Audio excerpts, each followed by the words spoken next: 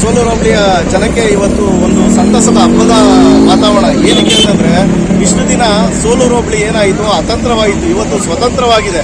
ಯಾಕೆ ಈ ಪದ ಬಳಸ್ತೀನಿ ಅಂತಂದ್ರೆ ಅವತ್ತಿಂದ ಇದುವರೆಗೂ 47 ವರ್ಷಗಳಿಂದನೂ ಒಂದು ಅತಂತ್ರ ಸ್ಥಿತಿಯಲ್ಲಿತ್ತು. ಈಗ ಚುನಾವಣೆ ಬಂದಾಗ ಮಾತ್ರ ಇಲ್ಲಿದೆ ಚುನಾವಣೆಗೆ ಹೋಗಿ ಇಲ್ಲಿ ಓಟ್ ಹಾಕೋರು ಆಡಳಿತಾತ್ಮಕವಾಗಿ ಅವರ ಕೆಲಸ ಕಾರ್ಯಗಳಿಗೆಲ್ಲ ಅಲ್ಲಿ ಓಡಾಡಬೇಕಾಯಿತು.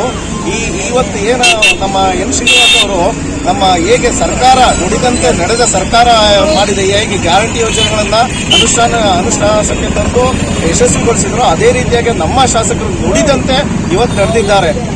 ಚುನಾವಣೆ ಸಂದರ್ಭದಲ್ಲಿ ಇದನ್ನ ಹೇಳಿದ್ರು, ಸೋಲೂರು ಹೋಬಳಿಯನ್ನ ನಮ್ಮ ನೆಲಮಂಗಲಕ್ಕೆ ಸೇರಿಸ್ತೀವಿ, ಅಲ್ಲಿರೋ ಜನರ ಬಹುದಿನಗಳಲ್ಲ ಬಹು ವರ್ಷಗಳ ಬೇಡಿಕೆಯನ್ನ ಇವತ್ತು ಯಶಸ್ವಿಗೊಳಿಸಿದ್ದಾರೆ.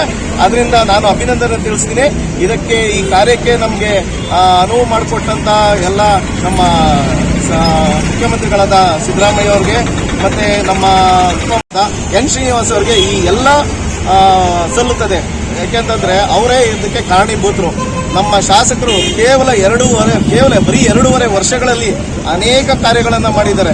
ನಮ್ಮ ನೆಲಮಂಗಲ ಕ್ಷೇತ್ರ ಹಿಂದುಳಿದಿದೆ, ಅದರಲ್ಲೂ ಈ ಆಡಳಿತದಲ್ಲೂ ಇಷ್ಟು ಅನುದಾನಗಳನ್ನು ತಂದು ಮಾಡ್ತಾ ಇದ್ದಾರೆ. ಅದ್ರ ಜೊತೆಗೆ ಸೋಲೂರು ಇವತ್ತು ನೆಮ್ಮದಿಯಾಗಿ ಅತಂತ್ರವಾಗಿದ್ದವರು ನೆಮ್ಮದಿಯಾಗಿ ಕೆಲಸ ಮಾಡಿಕೊಂಡು ನಡೆಸ್ಕೊಂಡು ಹೋಗುವಂಥ ಕಾರ್ಯಕ್ರಮ ಇವತ್ತು ಮಾಡಿದ್ದಾರೆ. ಅದಕ್ಕೆ ನಮ್ಮ ಶ್ರೀನಿವಾಸ್ ಅವರಿಗೆ ಅದರಲ್ಲೂ ನಮ್ಮ ಸೋಲೂರು ಹೋಬಳಿಯ ಜನರು